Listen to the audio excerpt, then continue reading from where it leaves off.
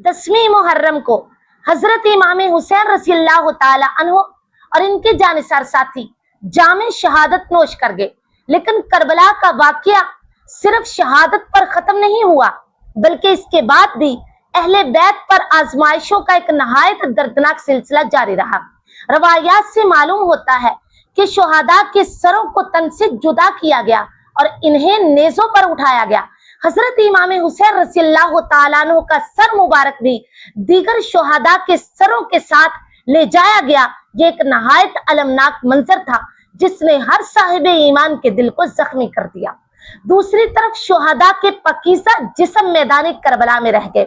बाद में कबीला बनु असद के लोगों ने शहादा के मुबारक जिस्मों को सुपुर्दे खाक किया। शहादत के बाद अहले बैत की खवातीन, बच्चों और हजरत इमाम ज़ैनुल आबिदीन रहमहुल्लाह को कैदी बनाया गया। हजरत इमाम ज़ैनुल आबिदीन शदीद बीमारी की वजह से जंग में शरीक ना हो सके थे, इसीलिए जिंदा रहे। इन कैदियों को पहले कूफा ले जाया गया और फिर शाम में यजीद के दरबार तक पहुंचाया गया। ये सफर नहायत तकलीफ दे था। अहले बैत ने भूख, प्यास, सफर की सख्तियों और कैद की अजियतों को सब्र के साथ बर्दाश्त किया। लेकिन हैरत की बात यह है कि इतनी बड़ी आजमाइश के बावजूद न हजरत ज़ैनब रज़ियल्लाहु ताला अन्हा ने हक बात कहना छोड़ा और ना ही हजरत इमाम ज़ैनुल आबिदीन ने। उन्होंने हर मौका पर लोगों को याद दिलाया कि हम अहले बैत रसूल सल्लल्लाहु अलैहि वसल्लम के घराने से हैं। जुल्म को जुल्म कहा और लोगों को अल्लाह से डरने और हक का साथ देने की नसीहत की। तारीखी रवायात में हजरत ज़ैनब रज़ियल्लाहु ताला अन्हा और हजरत इमाम ज़ैनुल आबिदीन रहमहुल्लाह के खुतबात नकल हुए हैं। अगरचे इनके तमाम अल्फाज की इसनाद एक दर्जे की नहीं, लेकिन इन खुतबात का मरकजी मजमून यही है कि बातिल के सामने सर न झुकाया जाए, जुल्म को कबूल न किया जाए और हर हाल में अल्लाह ताला की रजा और हक पर साबित कदम रहा जाए। यही करबला का असल पैगाम है।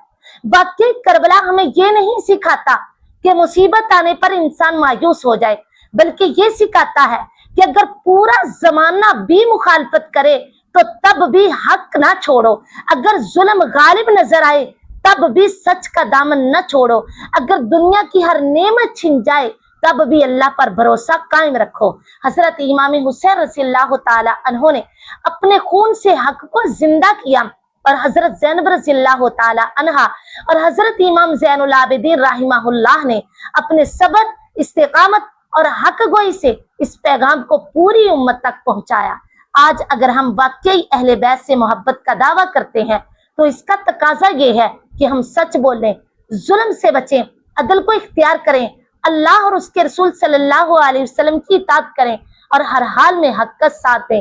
अल्लाह ताला हमें हजरत इमाम हुसैन रज़ियल्लाहु ताला अन्हु, अहले बैत और तमाम सहाबा इकराम रिज़वानुल्लाहि अलैहिम अजमाइन की सच्ची मोहब्बत, इनके नक्शे कदम पर चलने और हक पर साबित रहने की तौफीक अता फरमाए। वमा तौफीकी इल्ला बिल्लाह।